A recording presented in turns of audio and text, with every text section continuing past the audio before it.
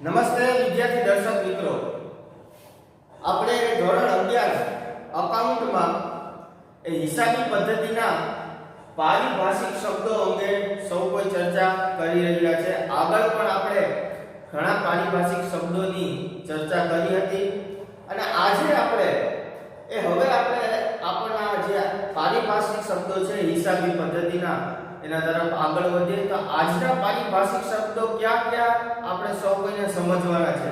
તો પહેલું છે ખરીદી, બીજું છે વેચાણ, ત્રીજું છે માલ સ્ટોક, ચોથું છે પડતર અને પાંચમું છે વાઉચર। આ બધા જ આપણે પારિભાષિક શબ્દો હિસાબી પદ્ધતિના આપણે સમજવાના છે। તો નંબર 1 જોઈએ આજે પહેલું કે ખરીદી કોને કહેવામાં આવે છે।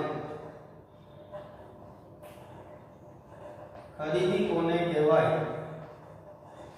ખરીદી એટલે શું કે આપણા મનમાં આપણે કોઈ પૂછે કે ખરીદી એટલે શું કે જે વસ્તુ આપણે બજારમાંથી નાણાં ચૂકવીને આપણે જે વસ્તુ આપણે ખરીદીએ એને ખરીદી તરીકે ઓળખવામાં આવે છે। આ પણ એક ડેફિનેશન સાચી છે, પરંતુ હિસાબી પદ્ધતિમાં ખરીદીને કયા અર્થમાં કહેવામાં આવે છે તો કે એક ધંધાકીય જે પેઢી છે, માની લો કે કોઈ એક અનાજનો વેપારી છે, આ અનાજનો વેપારી છે એ કોઈ માની લો કે કોઈ પોતાના ધંધા માટે એ કોઈ નામા લખવા માટે બોલપેન, પછી નામા લખવાનો ચોપડો, આ ચોપડો લઈ આવે છે। તો આ અલ્ટિમેટ જોવા જાવ તો જે અનાજનો વેપારી છે એને આ વસ્તુની બોલપેન જે કંઈ પણ આપણે સ્ટેશનરીને લગતું હોય એની ખરીદી કરી, આ ચોપડો ને બધું વસ્તુ ખરીદી કરી, તો શું આ ખરીદી ગણવામાં આવશે તો કે ના। હિસાબી પદ્ધતિની દ્રષ્ટિએ જોવા જાય તો ના। ખરીદી ક્યારે ગણવામાં આવે તો કે જો આ અનાજનો વેપારી છે એ પોતે વેચવાના હેતુથી અનાજ ક્યાંયથી ખરીદે તો જ એને હિસાબી પદ્ધતિમાં એક ખરીદી તરીકે ઓળખવામાં આવે છે। આ જે કંઈ પણ ખર્ચ કર્યો એને જે પણ કંઈ બોલપેન ખરીદી, ચોપડા ખરીદ્યા એ હિસાબી પદ્ધતિમાં એ વેપારી માટે શું ગણાશે તો કે સ્ટેશનરી ખર્ચ।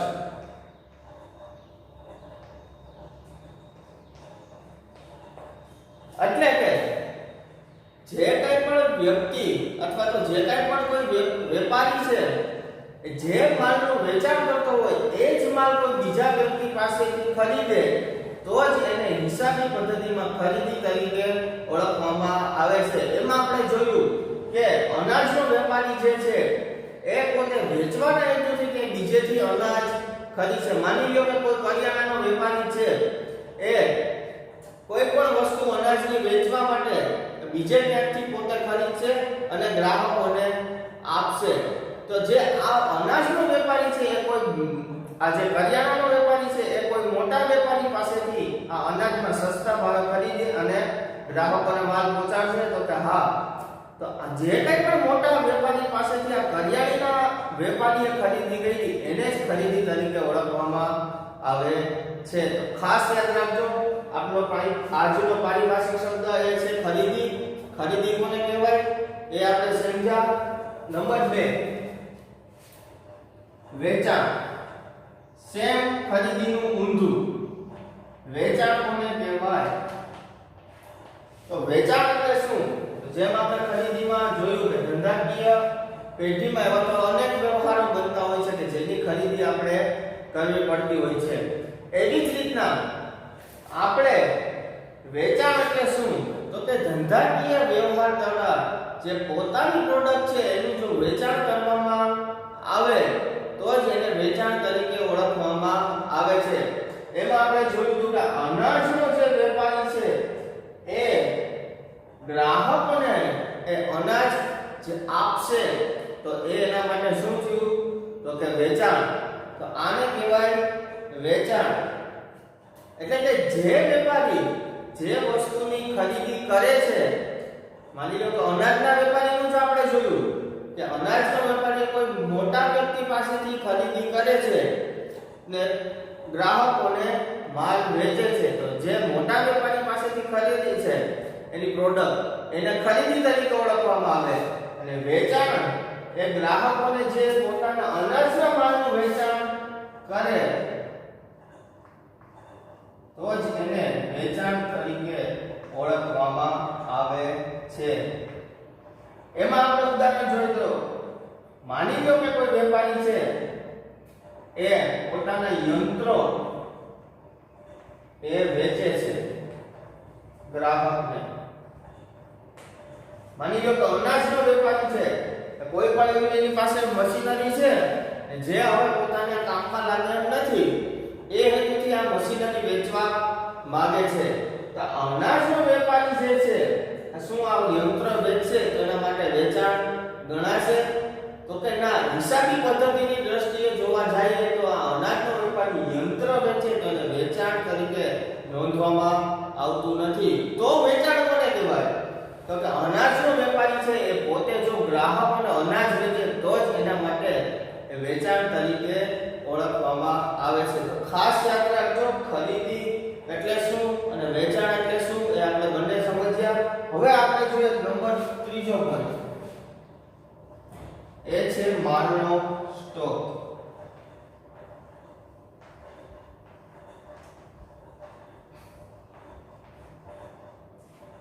માલનો સ્ટોક એટલે શું? તો કે કોઈ વેપારી પેઢી દ્વારા એ ખરીદવામાં આવેલ માલ છે એ જો પડ્યો રહે કે બાકી રહે વેચ્યા પછી પણ જે માલ વધ્યો એને માલનો સ્ટોક કહેવામાં આવે છે. એટલે કે ખરીદવામાં આવેલ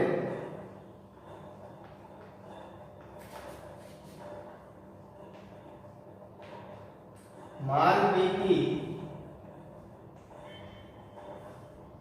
ન વેચાયેલો માલ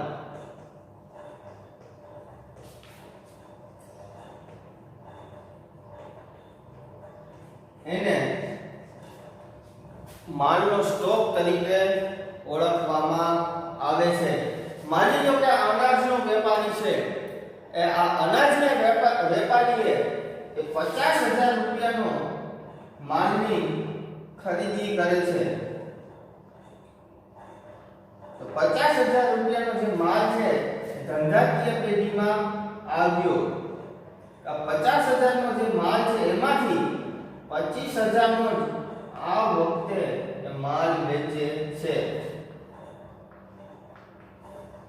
ખાસ યાદ રાખજો કે માલનો સ્ટોક કોને કહેવામાં આવે? તો કે માની લો કે જે 50,000 નો માલ છે એ કોઈ અનાજનો વેપારી ખરીદે છે અને એમાંથી આ વર્ષે 25,000 નો જ માલ છે એ 50,000 નો નફો ચડાવી અને વેચે છે.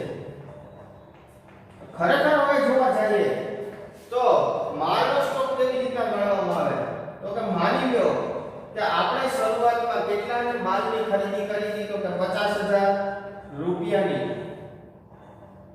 એમાંથી હવે આપણે 25,000 નો જે માલ હતો એ 50,000 નફો ચડાવીને વેચ્યો. એટલે કે આ 25,000 નો માલ આપણે વેચ્યો તો હવે આપણી પાસે કેટલો આખર માલ વધશે? તો કે હવે આપણી પાસે 25,000 રૂપિયા છે એ હવે આપણી પાસે માલ પડ્યો હશે. આ જે છે 25,000 એ માલનો સ્ટોક કહેવામાં આવે છે. જે પડી ગયો સ્ટોક આપણા વર્ષના અંતે એને આખરનો સ્ટોક પણ કહેવામાં આવે છે.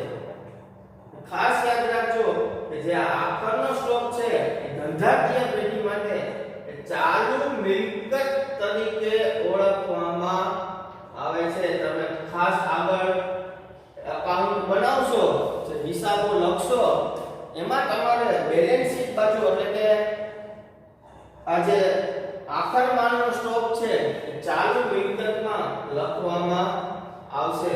આખર માલનો સ્ટોક એ ચાલુ મિલકત ગણાય. ખાસ યાદ રાખજો આ જે આખર માલનો સ્ટોક છે એ ધંધાકીય પેઢી માટે એક ચાલુ મિલકત જ ગણવામાં આવે છે.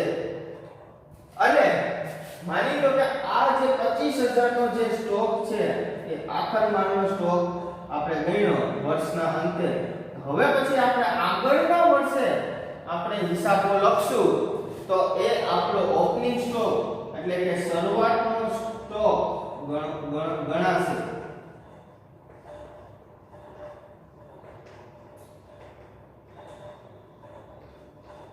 શરૂઆતનો સ્ટોક તરીકે ગણવામાં આવશે. વર્ષના અંતે પડી રહેલ માલ આપણો કેટલો હતો તો કે 25000 રૂપિયાનો.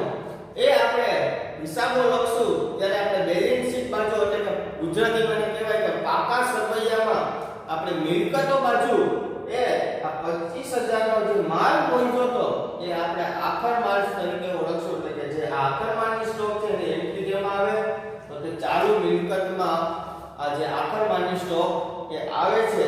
તો જે આખર માલનો સ્ટોક છે એને આગળના વર્ષમાં એ લઈ જવામાં આવશે ત્યારે એ આપણો શું બનશે તો કે શરૂઆતનો સ્ટોક.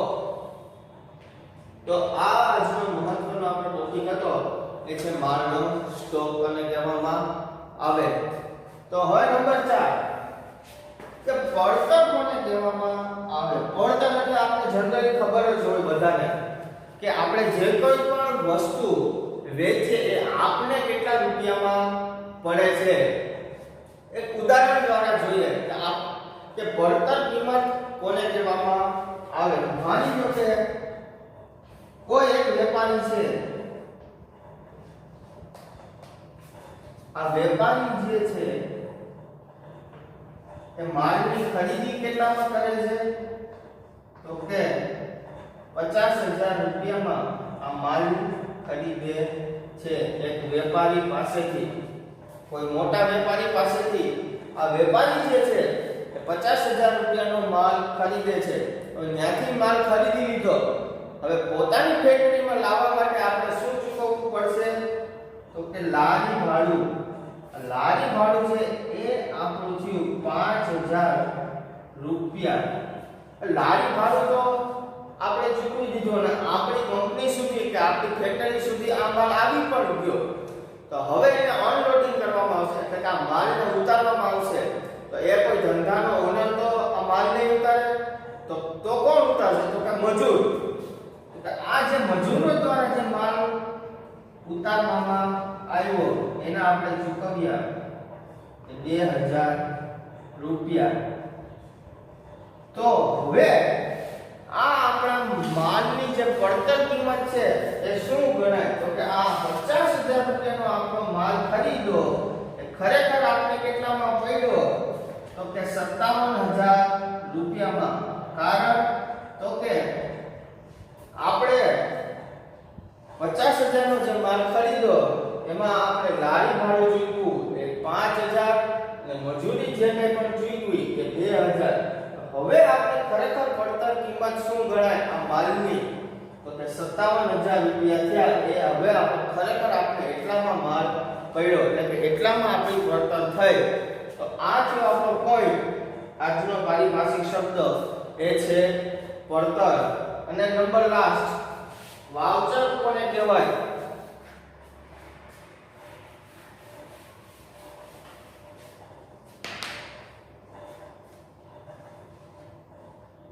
તો પાંચમો મુદ્દો જોઈએ વાઉચર.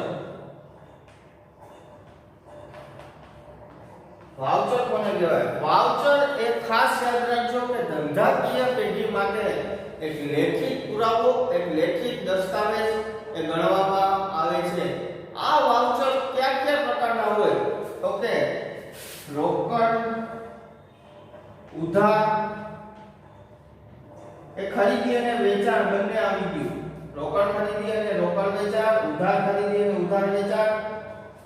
પછી દેવા એટલે કે જેને આપણે રૂપિયા દેવાના છે એટલે કે આપણું ધંધાકીય પેઢીનું દેવું કેટલાનું છે. તો આ બધા જે કંઈ પણ આપણા વ્યવહારો છે ખરીદી, વેચાણ,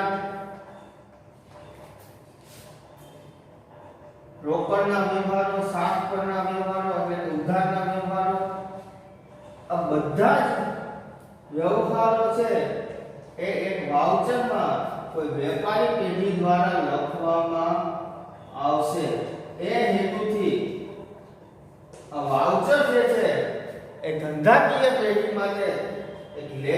દસ્તાવેજ ગણાય.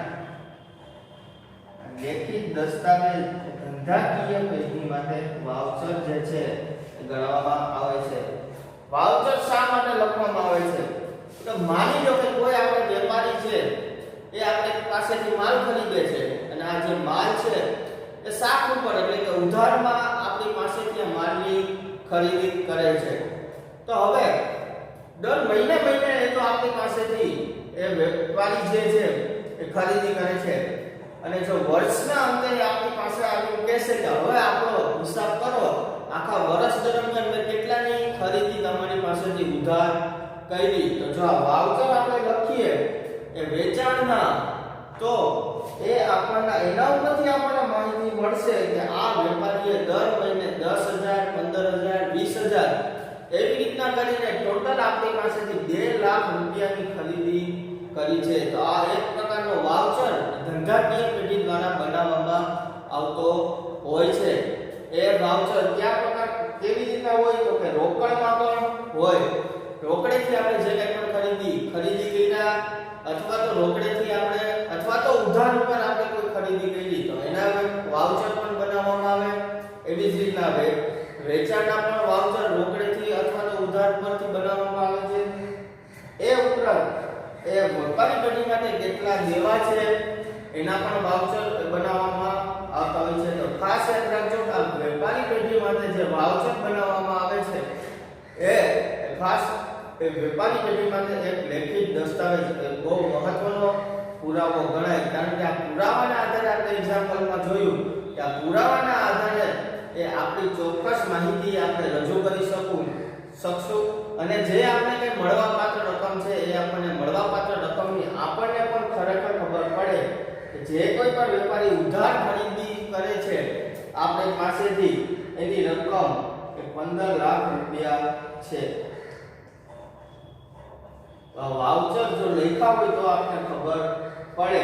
બાકી તો વેપારી પેઢી આપણી પાસે આવીને એમ કહેશે કે મેં તો આ વખતે 12 લાખની તમારી પાસેથી ખરીદી કરી છે. પણ જો આ વાઉચર બનાવેલા હોય તો આપણને પણ ખરેખર ખબર પડે કે નહીં, ખરેખર જે વેચાણ આપણું છે એ 12 લાખ રૂપિયાની પરંતુ 15 લાખ રૂપિયાનું એ આપણું વેચાણ છે. ખાસ યાદ રાખજો કે ખરીદી કોને કહેવામાં આવે તો કે જે વેપારી જે છે એ જે વસ્તુ વેચતો હોય એની જ ખરીદી કરે, એ જ વસ્તુ વેચવાના હેતુથી પોતાના ધંધામાં લાવે એને જ ખરીદી તરીકે ઓળખવામાં આવે છે. વેચાણ એટલે શું? એમાં પણ આપણે જોયું હતું કે વેચાણ એટલે કોઈ અનાજનો વેપારી છે એ જો અનાજને જ વેચે તો જ એના માટે હિસાબી પદ્ધતિમાં વેચાણ ગણાય. માની લો કે યંત્ર વેચે તો એ યંત્ર વેચે એ વેપારી માટે વેચાણ તરીકે ગણવામાં આવતું નથી. તો કેમાં ગણવામાં આવે? તો કે મિલકતના વેચાણમાંથી જે રોકડ આવી એ રીતના એની હિસાબી અસર આપવામાં આવે છે. નંબર 3 માલનો સ્ટોક કોને કહેવામાં આવે? માલનો સ્ટોક એટલે શું? તો કે સિમ્પલી જે વેપારી દ્વારા માલ ખરીદવામાં આવ્યો હોય અને વેચાણ જે કેટલું કર્યું છે બંને વચ્ચેનો જે તફાવત વધે એને માલનો સ્ટોક તરીકે ઓળખવામાં આવે છે. તો આખર માલનો સ્ટોક એ આપણે કીધું કે જે તફાવત મળે એ આખર માલનો સ્ટોક મળે. એમાં આપણે જોયું કે 50,000 નો માલ જે છે વેપારી ખરીદે છે અને 25,000 નો એમાંથી 50,000 માંથી આ 25,000 નો જે માલ છે એ 50,000 રૂપિયા નફો ચડાવીને વેચે છે. તો હવે વેપારી પાસે કેટલાનો માલ રહ્યો બાકી આખરનો સ્ટોક? તો હવે વેપારી પાસે 25,000 નો માલ જે આખરમાં વધ્યો એને આખર સ્ટોક એટલે કે આખર માલનો સ્ટોક પણ કહેવામાં આવે છે. તો આખર માલનો સ્ટોક એ આ ધંધાકીય પેઢી માટે એ ચાલુ મિલકત પણ ગણવામાં આવે છે. નંબર 4 આપણે જોયું કે પડતર કોને કહેવામાં આવે? પડતર એટલે શું? તો કે આપણે વેપારી પેઢીને કેટલા રૂપિયામાં માલ પડ્યો એમાં આપણે બધા જ ખર્ચાઓ ઉમેરીને આપણે આ પડતર કિંમત કાઢતા હોય છે. એમાં પણ આપણે જોયું કે પડતર જે છે એમાં કોઈ વેપારી 50,000 નો માલ ખરીદે છે એના માટે લારી ભાડું અને મજૂરી ચૂકવે છે. તો ખરેખર લારી ભાડું અને મજૂરી ચૂકવ્યા પછી હવે આપણે કેટલા રૂપિયામાં આ માલ પડ્યો? તો કે 55,000 રૂપિયામાં. તો કે હવે આપણે આ માલ જે ખરીદી લઈએ એની લારી ભાડું અને જે મજૂરી છે એ આપણે 5000 રૂપિયા ચૂકવ્યા. તો 50000 નો માલ ખરીદો પ્લસ 5000 મજૂરી અને લારી ભાડું, તો આ આપણી માલની પડતર કિંમત કેટલી થઈ? તો કે 55000 રૂપિયા જે થયા. ધંધાકીય પેઢી માટે પડતર ગણાય. વાઉચર એટલે શું? તો કે ધંધાકીય પેઢી દ્વારા રોજબરોજના વ્યવહારો નોંધવામાં આવે છે. કેવા વ્યવહારો? તો કે ઉધાર ઉપર ખરીદી કરી હોય, ઉધાર ઉપર વેચાણ કર્યું હોય, આ બધા પ્રકારના આ વેપારી પેઢી દ્વારા એ વ્યવહારો નોંધવામાં આવતા હોય છે. એ એક પ્રકારના વાઉચર બનાવવામાં આવતા હોય છે. તો આ વાઉચર જે છે એ ધંધાકીય પેઢી માટે લેખિત દસ્તાવેજ ગણાય, કારણ કે એનાથી વિશ્વસનીયતા ધંધાકીય પેઢીની જળવાઈ રહે છે.